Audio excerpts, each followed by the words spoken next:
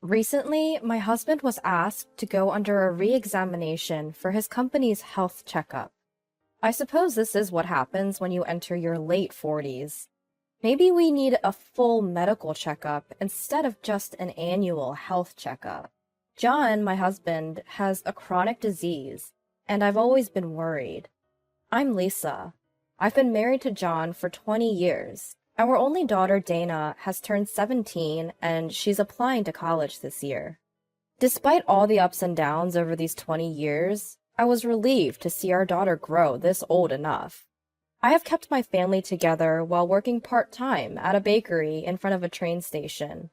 And because I was worried about John's health, I've been mindful of our meals, choosing low salt, low oil, and healthy ingredients while cooking. I thought we still had our whole lives ahead of us.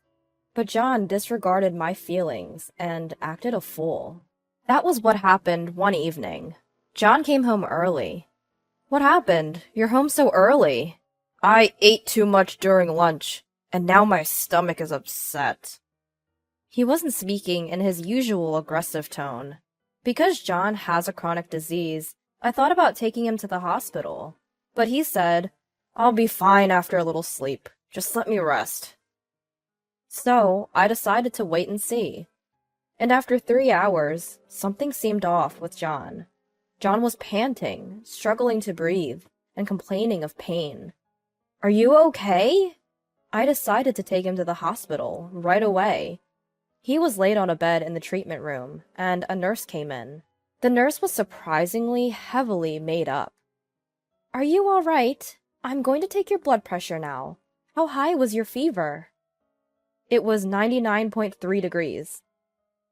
99.3. Got it. The doctor will be right here with you. And as she was checking John's pulse, the nurse asked him, Does it hurt anywhere? Her eyes sparkled as she said this. She seemed more like a cosplay stripper than a nurse. As I felt a sense of unease, the primary physician arrived promptly.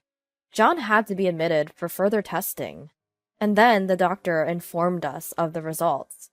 Apparently, he was on the verge of developing a stomach ulcer, and was sternly warned of overeating or excessive drinking. Just as I had feared, it seemed his body was crying out in distress. When John had calmed down and his pain had eased, some of his coworkers came to visit him in the hospital. I rushed to a store nearby to get some drinks for them, and upon returning to his room, I heard some laughter.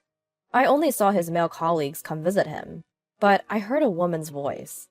Upon listening more closely, I realized it was the same nurse from before. We should go camping.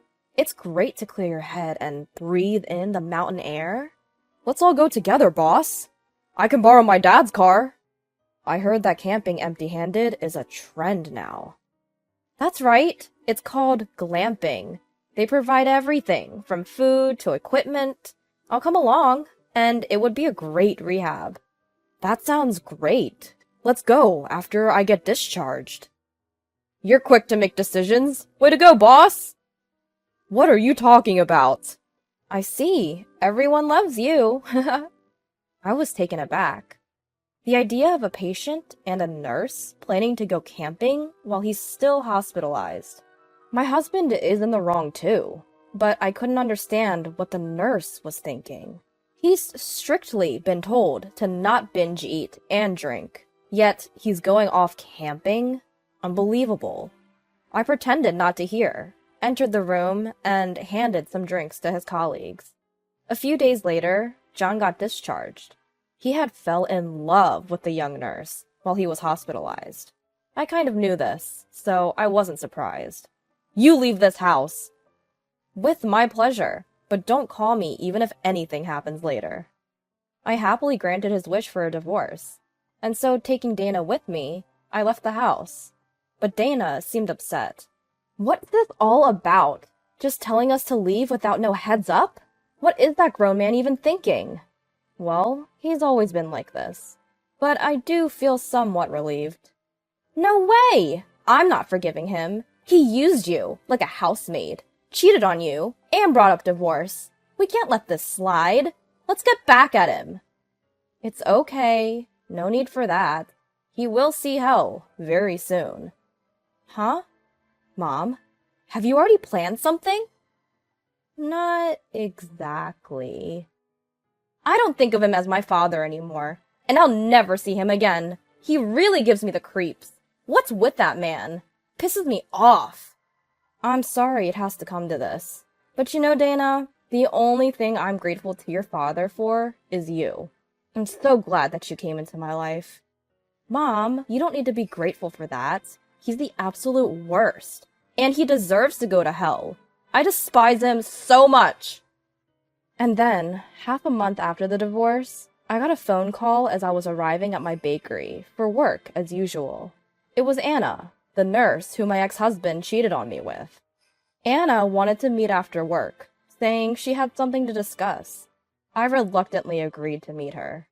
When I arrived at the cafe we'd agreed to meet at, there was Anna in a flashy outfit. Hey, don't mess with me today. Do you know why I had to come and meet you? Well, you haven't said anything, so I don't know. Quit playing dumb. You left after the divorce, but why are you selling the house now? You can't do this. Take down the sale now. Immediately. I think you've misunderstood something. I was the one who bought that house. Oh, did John not tell you anything? Huh? What do you mean? Oh yeah, he never shares anything that'll make him look bad. Before we got married, my parents died in an accident and I received an inheritance. I used that money to buy that house. Therefore, it's not part of the marital assets, and it's mine. Huh?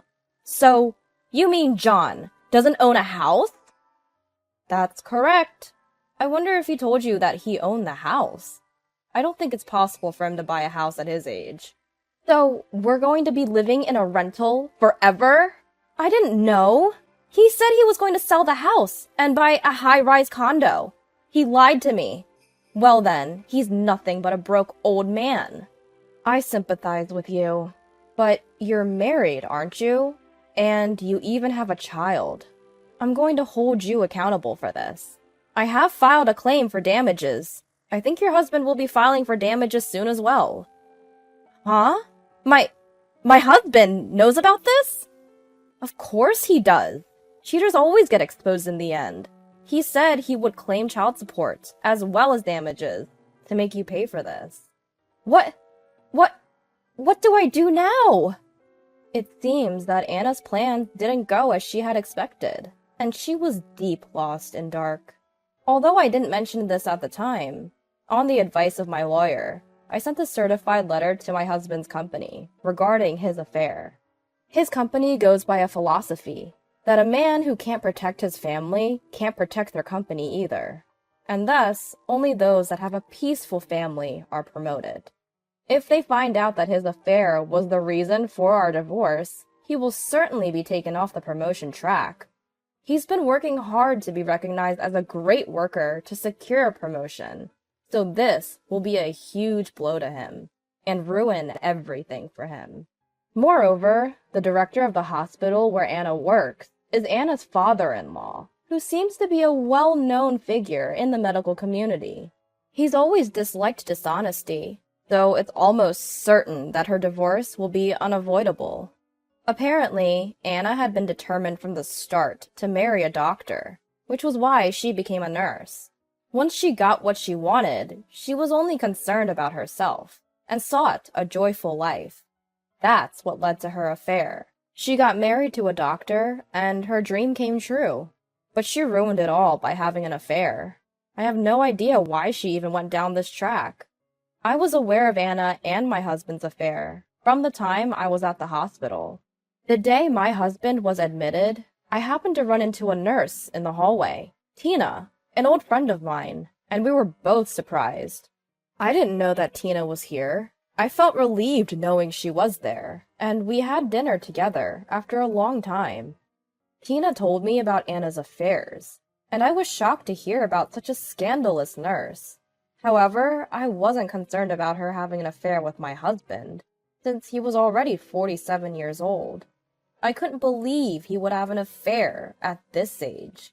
But 2 days later, Tina told me that they had already started having a relationship.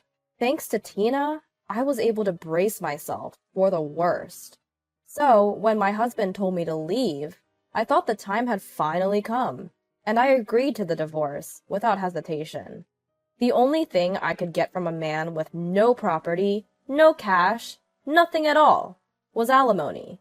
I had made up my mind to start a new life, and I was able to sell my house for more than I expected. I could even afford to buy a new condo. I felt so refreshed and was satisfied with my new life with Dana. That's when I got a call from Anna. I'm screwed. Help me, please. I can't stand not having everything for myself.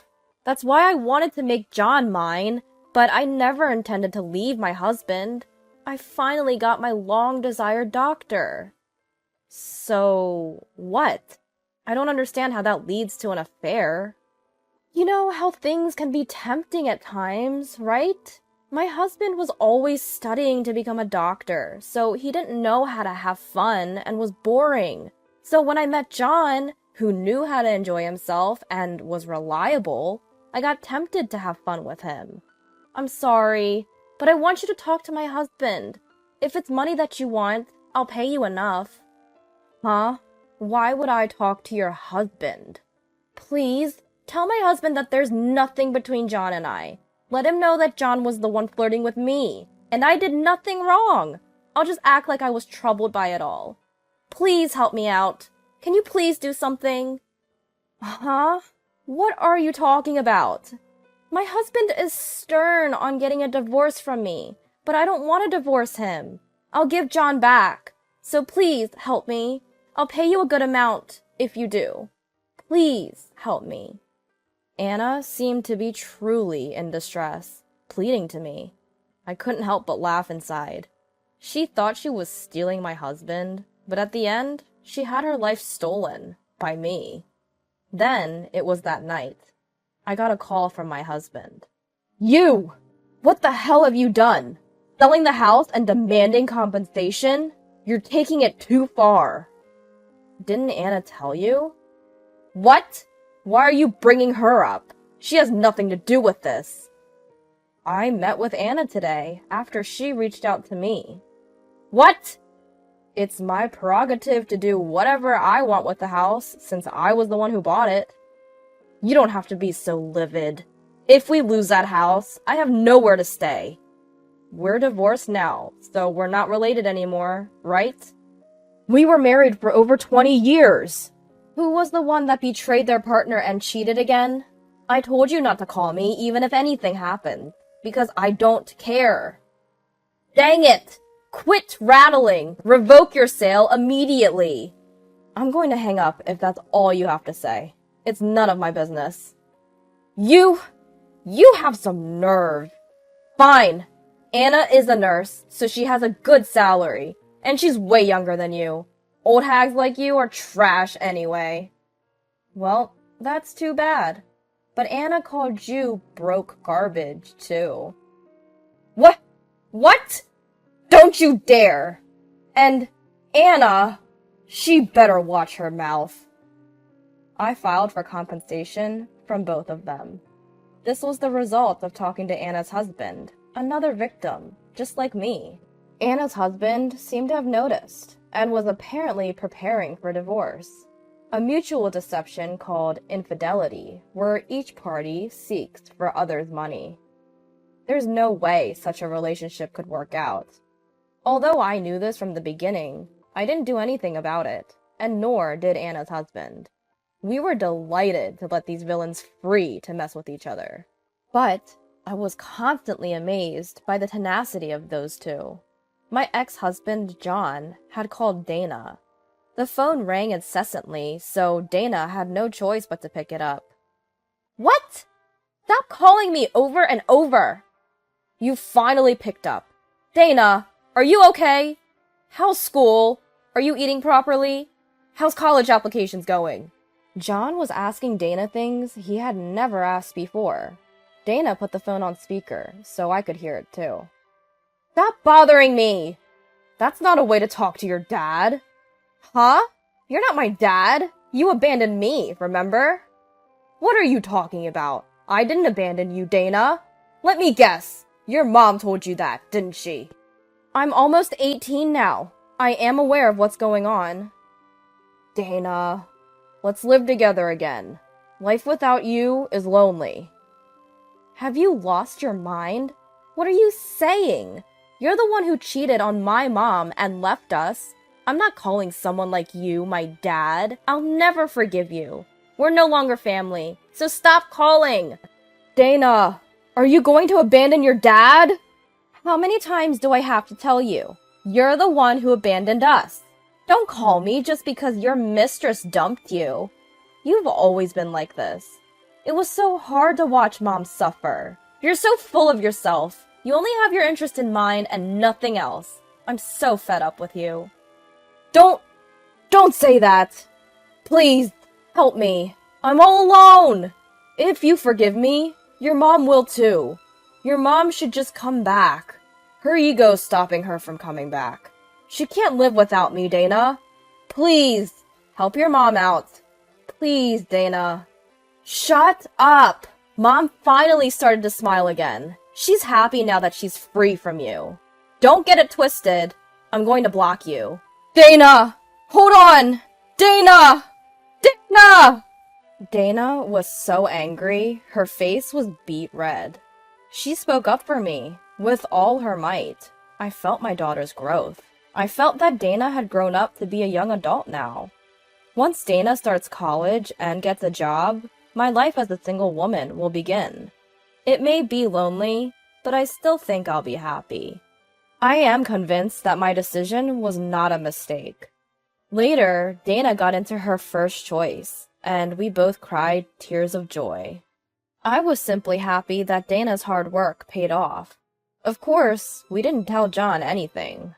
Rumor has it that John voluntarily resigned from his company. Well, there was no point staying anyway. Anna is said to have divorced and moved to another hospital for work in order to pay alimony and child support, and she dumped John. However, due to her flirtatious behavior towards male patients, she didn't last long there. There's no way Anna would be interested in John, who has no money. John is out of work, and I have no idea what he's doing.